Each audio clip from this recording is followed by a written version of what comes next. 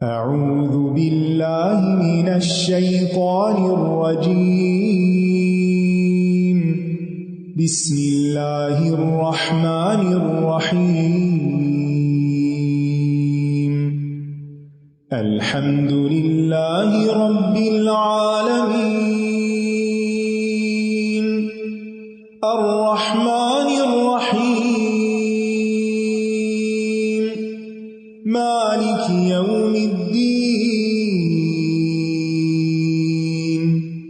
ایاک نعبد و ایاک نستعین اهدنا الصراط المستقیم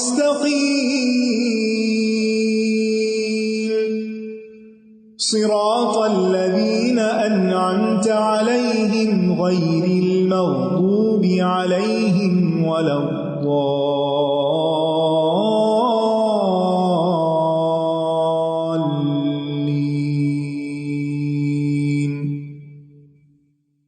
السلام علیکم ورحمۃ اللہ وبرکاتہ۔ نحمده ونصلی علی رسولہ الکریم، اما بعد فاعوذ باللہ من الشیطان الرجیم، بسم اللہ الرحمن الرحیم، رب اشرح لی صدری ویسر لی امری واحلل عقدۃ من لسانی یفقہوا قولی۔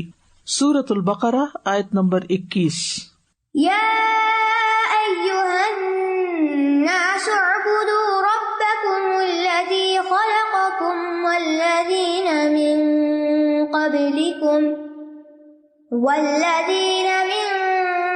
قبلکم لعلکم تتقون۔ اے لوگو، اپنے رب کی عبادت کرو جس نے تمہیں پیدا کیا اور ان لوگوں کو بھی جو تم سے پہلے تھے، تاکہ تم بچ جاؤ۔ اس سے پہلی آیت تک سورۃ البقرہ کی تمہید تھی، پریفیس تھا کہ قرآن جو ہدایت کا اصلی سرچشمہ ہے، اسے ماننے اور نہ ماننے کے اعتبار سے لوگ تین قسم کے ہیں: متقین، کفار اور منافقین۔ اب یہاں سے بات براہ راست تمام لوگوں کے ساتھ خطاب کیا جا رہا ہے۔ سب لوگوں کے سامنے ایک بات پیش کی جا رہی ہے جو اس کتاب کے بھیجے جانے اور رسول صلی اللہ علیہ وسلم کے بھیجے جانے کا اصل مقصد ہے۔ وہ مقصد جس کے لیے تمام کتابیں اتاری گئیں، وہ مقصد جس کے لیے تمام انبیاء بھیجے گئے، یعنی ایک اللہ کی عبادت، دعوت توحید، ایک اللہ کو ماننا اور اس کی عبادت میں کسی کو شریک نہ کرنا۔ تو فرمایا یا ایھا الناس اعبدوا ربکم، اے لوگو اپنے رب کی عبادت کرو۔ یہ قرآن کریم کی پہلی ندا ہے، سب سے پہلی پکار ہے جو لوگوں کو دی گئی ہے۔ اور پہلی پکار میں کیا کہا گیا ہے کہ لوگو ایک اللہ اکیلے کی عبادت کرو۔ قرآن مجید میں اللہ سبحانہ تعالیٰ لوگوں کے علاوہ ایمان والوں کو یا ایھا الذین آمنوا کہہ کے پکارتے ہیں۔ اسی طرح بعض پیغمبروں کے نام سے ان کو پکارا گیا ہے، یا موسیٰ، یا ابراہیم۔ نبی صلی اللہ علیہ وسلم کو نام سے نہیں پکارا گیا، یا ایھا المزمل، یا ایھا المدثر کہہ کے پکارا گیا۔ یا ایھا الناس کی ندا قرآن مجید میں 18 بار آئی ہے۔ تمام لوگوں کو قرآن مجید میں 18 بار پکارا گیا ہے۔ اور یا ایھا الذین آمنوا قرآن مجید میں 99 یعنی 89 ٹائمز آیا ہے۔ ایک کم 90 دفعہ اللہ نے ایمان والوں کو پکارا ہے۔ یا ایھا الذین آمنوا والی آیات مدینہ میں نازل ہوئی ہیں۔ جہاں تک یا ایھا الناس کی بات ہے تو کچھ مکی ہیں اور کچھ مدنی بھی ہیں۔ سورۃ البقرہ میں 2 دفعہ یا ایھا الناس آیا ہے۔ تو یہاں تمام لوگوں کو ان کے پیدا کیے جانے کے مقصد کی طرف بلایا گیا ہے۔ یہ حکم تمام لوگوں کے لیے عام ہے، صرف مسلمانوں کے لیے نہیں، صرف میرے اور آپ کے لیے نہیں، بلکہ سب کے لیے ہے۔ قرآن سب کے لیے۔ اللہ سبحانہ تعالیٰ نے انہیں کس چیز کا حکم دیا، وہ کس لیے پیدا کیے گئے، وہ ہے اللہ کی عبادت۔ یا ایھا الناس اعبدوا ربکم، اعبدوا ربکم۔ ابن عباس کہتے ہیں اعبدوا کا مطلب ہے ای وحدوا ربکم، کہ اپنے رب کو ایک مانو۔ اور اعبدوا کا لفظ عبادت سے ہے۔ عبادت ہر اس چیز کا جامع نام ہے جس کو اللہ تعالیٰ پسند کرتا ہے اور جس سے وہ راضی ہوتا ہے۔ ہر وہ کام جس کو اللہ تعالیٰ پسند کرتا ہے، جس سے راضی ہوتا ہے، خواہ وہ ظاہری ہو یا باطنی ہو، اقوال میں سے ہو یا افعال میں سے ہو، سب کے سامنے کیا گیا ہو یا چھپ کے کیا گیا ہو، زبان سے بول کے کیا گیا ہو یا پھر کوئی ایکشن ہو۔ اللہ سبحانہ تعالیٰ نے بندوں کی تخلیق کا مقصد بھی یہی بتایا، وَمَا خَلَقْتُ الْجِنَّ وَالْإِنسَ إِلَّا لِيَعْبُدُونَ، کہ میں نے جن و انس کو اپنی عبادت کے لیے پیدا کیا۔ گویا یہ ہمارا مقصد اعظم ہے، سب سے اعلیٰ مقصد ہے۔ زندگی میں انسان کے بہت سے مقاصد ہوتے ہیں، لیکن ان سارے مقاصد میں سے اعلیٰ ترین مقصد جو مقصد زندگی ہے ہمارا، وہ کیا ہے کہ ہم اللہ کی عبادت کریں، اللہ کے بندے بن کے رہیں، اللہ کے بندے بن کے رہیں۔ تو ایک ہوتا ہے تعبد، جو بندے کا کام ہوتا ہے، بندے کا فعل ہوتا ہے، اور دوسرا ہوتا ہے متعبد بھی۔ اس سے مراد ہر وہ قول، ہر وہ فعل ظاہری یا باطنی جو انسان کو اللہ کے قریب کرتا ہے، جس سے اللہ راضی ہوتا ہے۔ عبادت کے 3 ارکان ہوتے ہیں۔ نمبر 1 کمال درجے کی محبت ہونا، نمبر 2 کمال درجے کی امید ہونا، اور نمبر 3 کمال درجے کا خوف ہونا۔ جہاں تک کمال درجے کی محبت کا تعلق ہے تو اللہ تعالیٰ فرماتے ہیں والذین آمنوا اشد حبا للہ، وہ لوگ جو ایمان لائے اللہ سے بہت زیادہ محبت کرتے ہیں، یعنی اللہ سے محبت میں کہیں زیادہ ہے۔ دنیا میں جن بھی چیزوں سے محبت کرتے ہیں سب سے بڑھ کر وہ اللہ سے محبت کرتے ہیں۔ تو عبادت میں کیا کانسیپٹ آ گیا؟ محبت کا بھی، یعنی عبادت کن انگریڈینٹ سے مل کر بنتی ہے؟ وہ ہے محبت، امید، خوف۔ ہماری محبت بھی اللہ سے ہو، ہمیں امید بھی اللہ سے ہو، یرجون رحمتہ، اس کی رحمت کی امید، اور اس کے عذاب کا خوف بھی ہو، وَيَخَافُونَ عَذَابَهُ۔ اللہ سبحانہ تعالیٰ نے قرآن مجید میں فیصلہ کر دیا کہ بندے صرف اس کی عبادت کریں گے۔ وَقَضَىٰ رَبُّكَ أَلَّا تَعْبُدُوا إِلَّا إِيَّاهُ، تیرے رب نے فیصلہ کر دیا کہ تم اس کے علاوہ کسی اور کی عبادت نہ کرو۔ تمام انبیاء نے یہی تعلیم دی، وَمَا أَرْسَلْنَا مِن قَبْلِكَ مِن رَّسُولٍ إِلَّا نُوحِي إِلَيْهِ أَنَّهُ لَا إِلَٰهَ إِلَّا أَنَا فَاعْبُدُونِ، اور ہم نے آپ سے پہلے کوئی رسول نہیں بھیجا مگر ہم نے اس کی طرف یہی وحی کی کہ بے شک حقیقت یہ ہے کہ میرے سوا کوئی معبود نہیں، سو میری عبادت کرو۔ جتنے بھی انبیاء آئے، حضرت صالح علیہ السلام کو یہی حکم دیا، انہوں نے آ کے یہی کہا، قال یا قوم اعبدوا اللہ ما لکم من الہ غیرہ۔ حضرت شعیب علیہ السلام نے یہی کہا کر اپنی قوم کو، یا قوم اعبدوا اللہ ما لکم من الہ غیرہ، اے میری قوم اللہ کی عبادت کرو، اس کے سوا تمہارا کوئی حقیقی معبود نہیں۔ عیسیٰ علیہ السلام نے کہا، وقال المسیح یا بنی اسرائیل اعبدوا اللہ ربی وربکم، اور مسیح علیہ السلام نے کہا، اے بنو اسرائیل اللہ کی عبادت کرو جو میرا اور تمہارا رب ہے۔ نبی صلی اللہ علیہ وسلم کو کیا حکم دیا گیا؟ وَاعْبُدْ رَبَّكَ حَتَّى يَأْتِيَكَ الْيَقِينُ، کہ آپ اپنے رب کی عبادت کیجئے یہاں تک کہ آپ کے پاس یقین یعنی موت آ جائے۔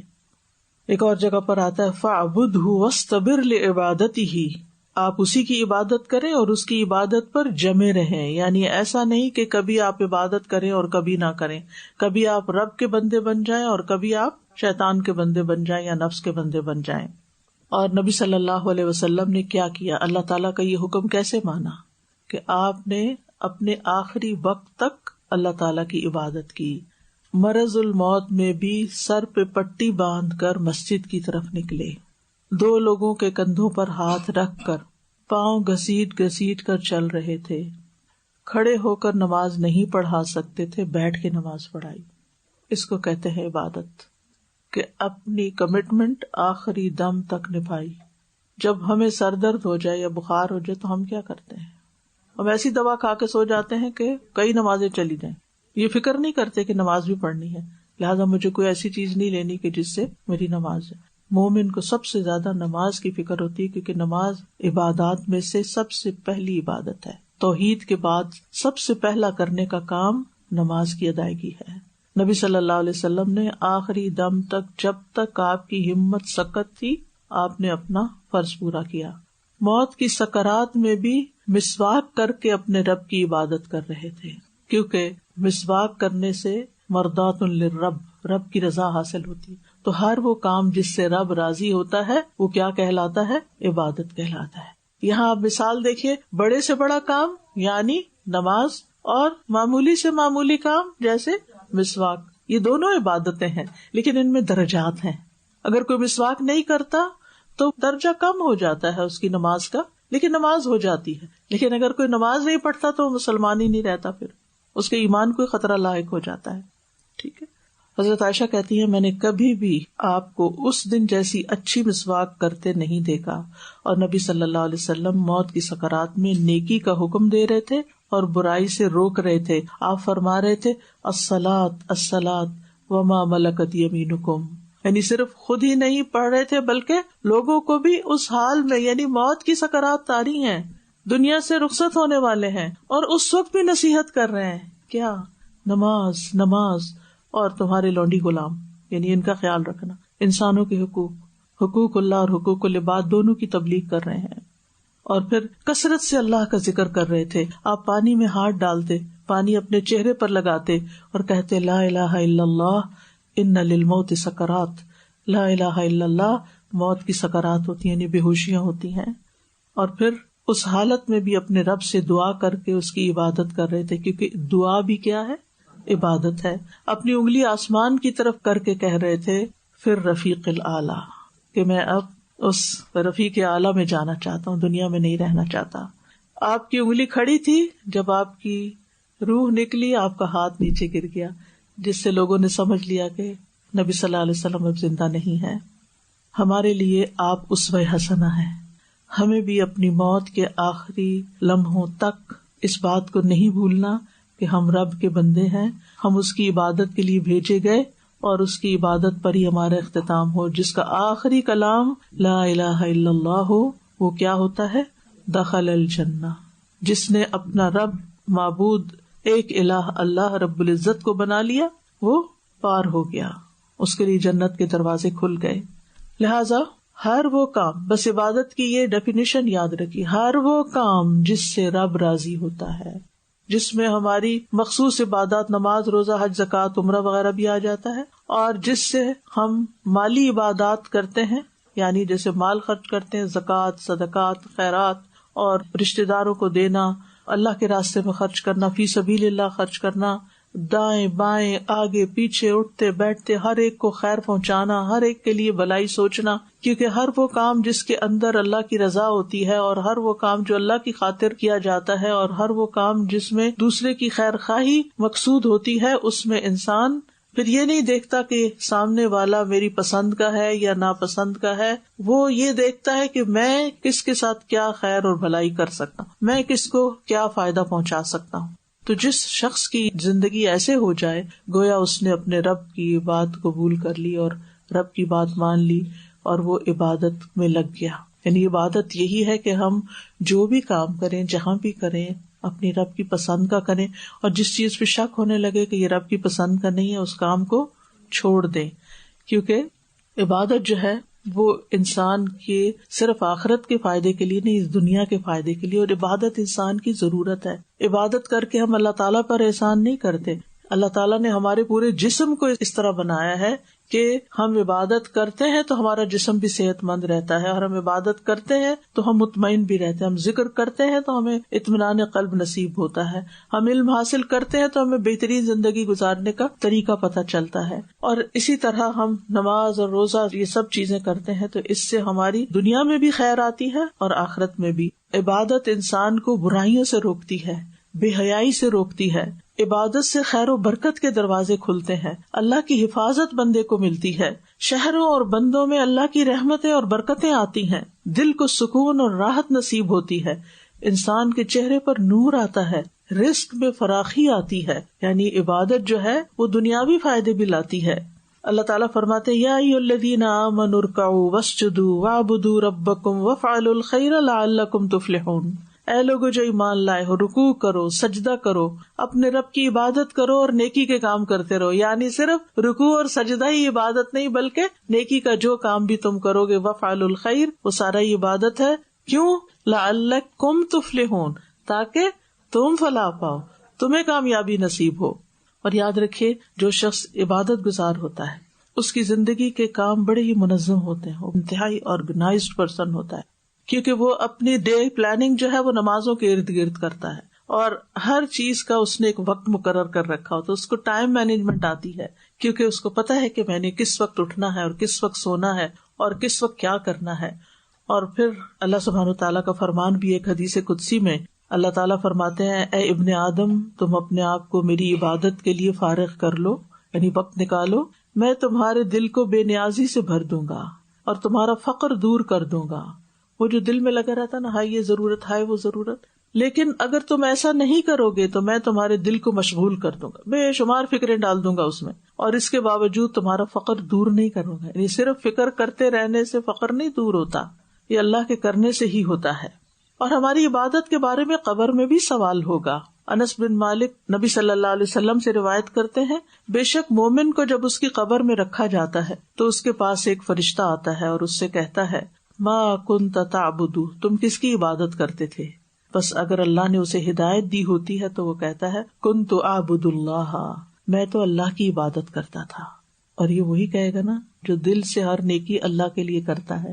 اگر دکھاوے کے لیے کرتا ہے من کان یرجو لقاء ربی فلیعمل عملا صالحا ولا یشرک بعبادت ربہ احدا. اپنے رب کی عبادت میں کسی کو بھی شریک نہیں کرنا، بندوں کے لیے عبادت نہیں کرنا، کسی کو خوش کرنے کے لیے عبادت نہیں کرنا، بلکہ عبادت اپنے رب کے لیے.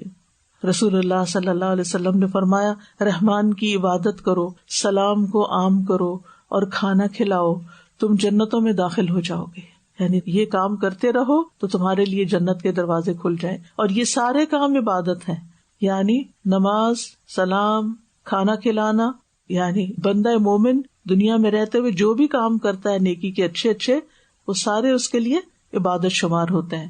تو یا ایھا الناس اعبدوا ربکم، اعبدوا ربکم، اپنے رب کی عبادت کرو. کون ہے رب؟ کس کی عبادت کرے؟ الذی خلقکم والذین من قبلکم، وہ جس نے تم کو پیدا کیا اور ان کو بھی پیدا کیا جو تم سے پہلے تھے. یہ کیوں نہیں کہا الذی رزقکم، الذی یمیتکم؟ یہ نہیں کہا کیونکہ اس بات پر دنیا کے انسانوں کی اکثریت کا اتفاق ہے کہ ہمیں اوپر والے نہیں پیدا کیا، اللہ نہیں پیدا کیا. نام انہوں نے جو بھی رکھا ہوا لیکن وہ یہ سمجھتے ہیں کہ ان پتھر کے بتوں نے ہمیں پیدا نہیں کیا اور نہ ہی ہمیں کچھ دیتے ہیں، پیدا اللہ نے کیا. اور خاص طور پر جہاں قرآن مجید نازل ہو رہا تھا وہاں مشرکین مکہ سے جب پوچھا جاتا کہ یہ سب کس نے پیدا کیا تو وہ کس کو خالق مانتے تھے؟ اللہ کو. تو بتایا ہی جا رہا ہے کہ جس کو تم اپنا خالق مانتے ہو، جس نے تمہیں یہ وجود دیا ہے، اسی کا حق بنتا ہے کہ تم شکر ادا کرو اور اس کی عبادت کرو، کیونکہ اس نے تمہیں پیدا کیا، اس نے تمہیں بنایا ہے، اس لیے تم اس کے بندے بن جاؤ. تو یہاں عبادت کا حکم دینے کے بعد اللہ کے واحد معبود ہونے کے دلائل بھی پیش کیے جا رہے ہیں. یعنی پہلی دلیل یہ ہے کہ وہ تمہارا رب جو تمہاری پرورش کر رہا ہے اور تمہاری ہر ضرورت پوری کر رہا ہے. اور پھر دوسری دلیل کیا ہے کہ اس نے تمہیں پیدا بھی کیا ہے. اللہ خالق کل شیء وہو علی کل شیء وکیل، اللہ ہر چیز کو پیدا کرنے والا اور وہ ہر چیز پر نگہبان ہے. پھر اللہ تعالیٰ سورۃ فاطر میں پوچھتے ہیں ہل من خالق غیر اللہ، کیا اللہ کے سوا کوئی اور خالق بھی ہے؟ کہیں نظر آتا ہے کوئی اور؟ یرزقکم من السماء والارض، جو تمہیں آسمان و زمین سے روزی دیتا ہو. لا الہ الا ہو، اس کے سوا کوئی الہ نہیں. اور انسان کی تخلیق ایک حقیر پانی سے ہوئی اور پھر ماں کے رحم میں مرحلہ وار تخلیق ایک کے بعد ایک سٹیج بدلتے ہوئے ایک بچے کی شکل میں انسان کو پیدا کیا. 3 اندھیروں میں انسان کو تخلیق کیا. سبحان اللہ. یہ تو ہمیں پتا ہے کہ اس نے پیدا کیا، کیسے پیدا کیا، کہاں پیدا کیا، ماں کے ووم میں کس طرح سٹیجز اس کے اندر رکھی اور کن کن سٹیجز سے گزار کر ایک حقیر پانی سے اس کو پورا انسان بنا کے دنیا میں بھیج دیا. یعنی یہ سارے مرحلے غور کرنے کے اس وقت تفصیل میں جانے کا ٹائم نہیں، صرف غور و فکر کی دعوت دے رہی کہ انسان اگر اپنی تخلیق پر ہی غور کر لے تو اللہ کے آگے جھک جائے کہ وہی اس قابل ہے کہ میں اس کی عبادت کروں. یعنی تخلیق میں غور و فکر کرنا چاہیے. اللہ سبحانہ وتعالی ہمیں اپنے خالق ہونے کا احساس اسی لیے دلانا ہے کہ ہم اس کی بنائی ہوئی چیزوں میں غور کریں اور سب سے پہلے خود اپنے وجود میں. تو اس سے ہی ہمیں اللہ کی عظمت کا احساس ہو جائے گا. اس کی حکمت کی طرف غور کریں، اس کی قدرت کی طرف غور کریں. پھر اس کے بعد یہ کیوں کہا کہ ان کو بھی پیدا کیا جو تم سے پہلے تھے؟ یعنی سب کو پیدا کیا، تو خصوصی طور پر یہ کہا گیا اور ان کو بھی جو تم سے پہلے گزرے. مطلب یہ ہے کہ انہوں نے تمہیں نہیں پیدا کیا. نہیں کوئی یہ کہہ سکتا نا میں اپنے باپ سے پیدا ہوں اور باپ اپنے باپ سے اور اپنے ان سب کو بھی, تمہارے باپوں دادوں سب کو بھی اس نے پیدا کیا ہے, لیکن ہر ایک کا خالق وہی ہے, وہی رب ہے. لعلکم تتقون, کیوں عبادت کرے؟ عبادت کی علت کیا ہے؟ تاکہ تم بچ جاؤ. اور دوسرا معنی یہ تاکہ تم تقوی تک پہنچ جاؤ. عبادت کرو گے تو متقین میں شمار ہوگے, عبادت کرو گے تو تقوی حاصل ہوگا, اور تقوی حاصل ہوگا تو جنت ملے گی, مفلحون بنو گے. اور لعلکم, لعل امید کے لیے آتا ہے, امید ہے کہ, یعنی کوئی شخص عبادت کرنے کے بعد یہ نہیں کہہ سکتا میں نے اتنی عبادت کی لہٰذا اب مجھے تو لازمی جنت ملنی ہی چاہیے. پھر بھی اللہ کی رحمت سے ہی جنت ملے گی. کوئی شخص کتنی بھی عبادت کر لے اللہ کا حق ادا نہیں کر سکتا. تو یہاں عبادت کی غرض بتا دی گئی تاکہ تم متقین بن جاؤ. اور متقین کے لیے کیا ہے؟ اعدت للمتقین, جنت متقین کے لیے تیار کی گئی ہے. اور دنیا میں بھی تقوی والوں کو اللہ کی معیت حاصل ہوتی ہے, اللہ تعالیٰ ان کے ساتھ ہوتا ہے, ان کا مددگار ہوتا ہے. ان اللہ مع الذین اتقوا والذین هم محسنون, بے شک اللہ ان لوگوں کے ساتھ ہے جنہوں نے تقوی اختیار کیا اور ان لوگوں کے جو نیکی کرتے ہیں, محسن ہیں, احسان کرتے ہیں. تو اس آیت سے ہمیں کیا پتہ چلتا ہے کہ تمام انسانوں کو اللہ ہی کی عبادت کرنی چاہیے. کون ہے اللہ؟ جو ان کا رب ہے, جس نے ان کو پیدا کیا ہے, خالق کی عبادت کا مستحق ہے. اور عبادت کا فائدہ کیا ہوگا؟ تقوی پیدا ہوگا. ٹھیک ہے, یعنی عبادت سے تقوی حاصل ہوگا, اور تقوی سے کیا حاصل ہوگا؟ جنت حاصل ہوگی. تقوی سے کامیابی ملے گی. لہذا عبادت کرنا کس کے فائدے میں ہے؟ ہمارے اپنے فائدے میں ہے. اب ہمیں اپنی ساری زندگی کا جائزہ لینا چاہیے کہ ہم کون کون سے کام اللہ تعالیٰ کی پسند کے مطابق کر رہے ہیں, اور کون سے کام ایسے ہیں جہاں اللہ کی نافرمانی کر رہے ہیں, اور جہاں جہاں اللہ کی نافرمانی ہے اس کو چھوڑ دیں کہ یہ میرے رب کو پسند نہیں, مجھے یہ نہیں کرنا.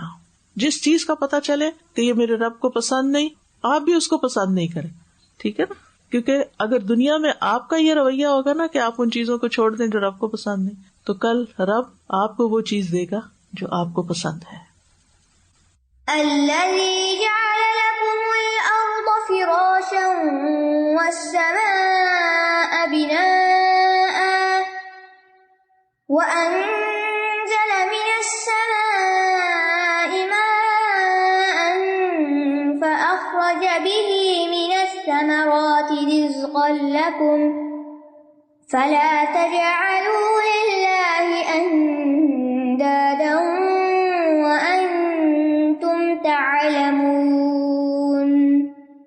وہ جس نے تمہارے لیے زمین کو فرش اور آسمان کو چھت بنایا اور آسمان سے پانی برسایا, پھر اس کے ذریعے تمہارے لیے رزق کے طور پر پھل پیدا کیے, پس تم اللہ کے ساتھ کسی کو شریک نہ ٹھہراؤ حالانکہ تم جانتے ہو.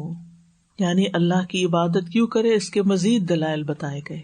کیونکہ اللہ نے تمہیں طرح طرح کی نعمتیں دے رکھی ہیں, اس لیے وہی حقدار ہے کہ اس کی عبادت کی جائے.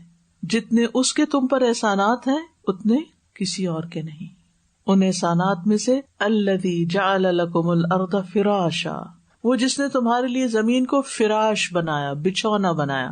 فرش کا اصل معنی ہوتا ہے کپڑا بچھانا. فرش, یہ اردو میں فرش ذرا اور معنی میں استعمال ہوتا ہے, لیکن عربی میں کپڑا بچھانے کے لیے فرش استعمال ہوتا ہے. لہذا بیڈ شیٹ یا بیڈ اسپریڈ جب آپ بچھاتے ہیں تو وہ بھی, اور بیڈ کو کیا کہتے ہیں؟ فراش. تو بطور اسم ہر اس چیز کو جو بچھائی جائے فرش اور فراش کہا جاتا ہے, اس لیے عام طور پہ ترجمہ بچھونا کیا جاتا ہے. تو زمین کو فرش بنانے میں اللہ تعالیٰ کی حکمتیں ہیں کہ زمین بچھی ہوئی ہے ہمارے سامنے, تو آپ کے لیے کیا آسانی ہوتی ہے کہ آپ اس پر چل سکتے ہیں آرام سے, آپ اس پر قرار پکڑ سکتے ہیں, آرام سے رہ سکتے ہیں. اگر آپ اس پر لیٹ جائیں تو آپ آرام سے سو بھی سکتے ہیں. ایسی نہیں ہے کہ اوپر نیچے اوپر نیچے اوپر نیچے, بلکہ وسیع میدان ہے, سیدھی اسٹریٹ زمین ہے. اگر یہ زمین اوول شکل میں ہے, بالکل سیدھی بچھی ہوئی نہیں ہے, لیکن ہم جہاں پر بھی ہوتے ہیں ہمارے لیے وہ سیدھی ہو جاتی ہے. یعنی اس پر رہنے سہنے میں تکلیف نہیں ہے انسان کو, اس کو استعمال کرنے کی سہولت ہے. اگر اللہ تعالیٰ زمین کو فراش نہ بناتا, فرش نہ بناتا, تو پھر انسان کے لیے اس پہ رہنا بے حد مشکل ہو جاتا. سورۃ زاریات میں آتا ہے وَالْأَرْضَ فَرَشْنَاهَا فَنِعْمَ الْمَاهِدُونَ, اور زمین ہم نے اسے بچھا دیا، ہم کتنے اچھے بچھانے والے ہیں. ایک اور جگہ پر آتا ہے واللہ جعل لکم الارض بساطا، اللہ نے تمہارے لیے زمین کو ایک بساط یعنی ایک فرش بنا دیا. لتسلکوا منہا سبلا فجاجا، تاکہ تم اس کے کھلے راستوں پر چلو. ایک اور جگہ پر آتا ہے والارض مددناہا، اور زمین کو ہم نے پھیلا دیا. تو زمین کو اللہ نے انسان کے لیے فرما بردار بنا دیا، وہ بچھی ہوئی ہے ہمارے سامنے، ہمارے لیے بچھی ہوئی ہے. ہم اس پہ چلیں، ہم اس پہ کچھ کوٹیں، ہم اس پہ کودیں، ہم اس کو ڈگ کریں، اس کے اوپر گھر بنائیں، اس میں فصلیں اگائیں، جو بھی اس کے ساتھ چاہیں کریں. وہ ہماری مطیع و فرما بردار ہے، ذلول ہے ہمارے لیے.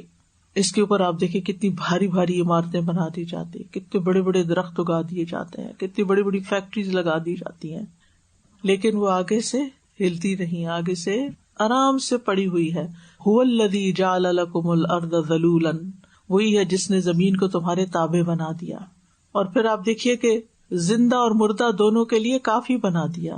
الم نجعل الارض کفاتا احیاء و امواتا، اور پھر ہمارے لیے رزق کا سامان بھی اس میں رکھا، ذخیرہ کرنے کا سامان اس میں رکھا، پانی، رزق، معدنیات، نباتات، جاندار، اور یہ ان سب کی حفاظت کرتی ہے ہمارے لیے. اس میں باغات، چشمے اور طرح طرح کی نعمتیں ہیں. والسماء بناء، اور آسمان کو چھت بنا دیا. بنا گھر کی چھت کو کہتے ہیں. تو اللہ تعالیٰ نے آسمان کو ہمارے لیے ایک چھت کی طرح بنایا. ایک اور جگہ پر آتا ہے وَجَعَلْنَا السَّمَاءَ سَقْفًا مَحْفُوظًا، ہم نے آسمان کو محفوظ چھت بنایا. یعنی دنیا کی چھت تو پھر بھی گر جاتی ہے، لیکن آسمان تمہارے اوپر گرتا نہیں. اور پھر آپ دیکھیں ہر طرف سے ہمیں گھیرے ہوئے، گویا ایک گھر ہے ہمارا، زمین بچھونا اور آسمان چھت جس کے اندر ہم آرام سے رہ رہے ہیں. یہ اللہ کی بہت بڑی نعمت ہے. آسمان اللہ تعالیٰ کی حیران کن تخلیق ہے. جدھر نظر دوڑاؤ آپ کو آسمان نظر آتا ہے، اور پھر بغیر ستون کے، بغیر سہاروں کے، اور اس کو اللہ ہی تھامے ہوئے ہے، اور ہر طرح کی کمی بیشی سے، کجی سے پاک ہے. اس میں کوئی رخنے نہیں ہے، کوئی ایسے رنگ نہیں ہے کہ جن سے ہم خوف کھائیں. تو زمین و آسمان ہمارے لیے ایک گھر کی طرح ہے، ایک گھر کی طرح ہے. جیسے گھر میں یعنی بچھونا ہوتا ہے، بستر ہوتا ہے، اور پھر چھت ہوتی ہے، پھر چراغ یعنی کہ لیمپس ہوتے ہیں گھر پہ، بجلی کا سامان اور دیگر چیزیں. تو یہ ایک بڑا گھر ہے ہمارا یہ زمین. اور نہ صرف یہ کہ انسان کے لیے، بلکہ جو اس کی ضرورت کی چیزیں ان سب کو بھی یہیں رکھ دیا گیا. ہمیں اس کے لیے کہیں مریخ پہ نہیں جانا پڑتا کہ وہاں سے کچھ اتار کے لائیں، سب کچھ ہمیں یہاں پہنچا دیا گیا. وَأَنزَلَ مِنَ السَّمَاءِ مَاءً، اور اس نے آسمان سے پانی اتارا. سما سے مراد یہاں بلندی ہے. سمو سین میم باؤ بلند چیز کو کہتے ہیں. تو ہر وہ چیز جو ہمارے اوپر بلند ہے وہ سما ہے، کیونکہ بارش بادلوں سے اترتی ہے جو زمین اور آسمان کے درمیان مسخر ہے. آپ دیکھیں کہ جب بادل آتے ہیں تو وہ ایسے ہی ہوتا ہے نا کہ آسمان کے نیچے ایک اور آسمان بن گیا، ٹھیک ہے نا. تو اس سے اللہ تعالیٰ نے بارش نازل کی، اور اس میں اللہ تعالیٰ کی بہت بڑی قدرت ہے. انسان پانی کا ایک قطرہ نہیں بنا سکتا اگر اللہ تعالیٰ پانی نہ اتارے. سبحان اللہ کیسے اترتا ہے. کبھی آپ نے غور کیا ہو جب بارش ہو رہی ہے نا تو ونڈو کے پاس کھڑے ہو کے دیکھیے، ایک سیکنڈ میں کتنے قطرے اترتے ہیں، ہزاروں لاکھوں، ایک سیکنڈ میں کاؤنٹ نہیں کر سکتے. اور پھر جتنی جگہ پر وہ گر رہی ہوتی ہے، جتنی تیزی کے ساتھ گر رہی ہوتی ہے، اور جتنے پیار سے آرام سے گر رہی ہوتی ہے. کیسا زبردست نظام ہے اللہ سبحانہ وتعالیٰ کا، جس کی طرف ہم غور کریں تو اللہ کی رحمت اور قدرت نظر آتی ہے. اور یہ اللہ کی رحمت ہوتی ہے. اس پانی کو جو آسمان سے اترتا ہے اس کو بابرکت پانی کہا گیا ہے. وَنَزَّلْنَا مِنَ السَّمَاءِ مَاءً مُبَارَكًا، کہ یہ برکت والا پانی ہے. اس لیے اگر ہو سکے تو جب تیز بارش ہو تو پانی جمع کر کے رکھ لیں، اس کو ٹھہرا دیں تو وہ نیچے بیٹھ جاتی جو بھی اس کی کثافت ہوتی ہے. پھر جو اوپر والا پانی ہے چاہے آپ اپنے پودوں کو بعد میں دیتے رہیں یا پی لیں یا نہائیں اس سے، یہ برکت والا پانی ہے، یعنی جو صحت کے لیے اچھا ہے، فائدے کا ہے. جب آسمان سے بارش ہوتی تو ابن عباس فرمایا کرتے تھے اپنی باندی سے کہ میرے لیے زین نکالو، میرے کپڑے نکال کر رکھ دو. اور وہ کہتے وَنَزَّلْنَا مِنَ السَّمَاءِ مَاءً مُبَارَكًا، تو وہ خاص طور پر باہر نکلتے تھے وہ برکت حاصل کرنے کے لیے. اور یہ پانی پاک ہے، یعنی اسے وضو کر سکتے ہیں، پی سکتے ہیں، استعمال کر سکتے ہیں. وَأَنزَلْنَا مِنَ السَّمَاءِ مَاءً طَهُورًا، یہ سورۃ فرقان میں آتا ہے. پھر اس پانی سے کیا کیا؟ فَأَخْرَجَ بِهِ مِنَ الثَّمَرَاتِ رِزْقًا لَكُمْ، پھر اس پانی سے تمہارے لیے رزق نکالا. ہر طرح کے اناج، پھل، کھجور، میوے، کھیتیاں اور دیگر چیزیں، یو نیم اٹ، یعنی اتنی نعمتیں کسی گروسری اسٹور میں چلے جائیں اور کھڑے ہو کے صرف دیکھتے رہے سبحان اللہ.